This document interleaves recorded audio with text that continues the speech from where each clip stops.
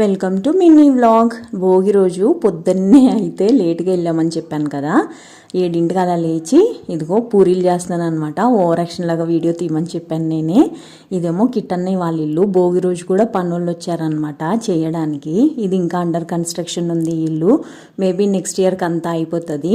అన్నం తినే టైంకి అరిటాకుల్లో అన్నం తిన్నాము. మా కిట్టన్నయ్య అనమాట, మా పెద్దమ్మ కొడుకు. చాలా ఫేవరెట్ అన్న నాకు, నా కజిన్లో.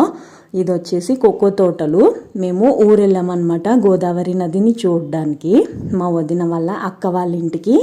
ఇది గోదావరి. ఇక్కడ నీళ్లు ఎక్కువ లేవన్నమాట.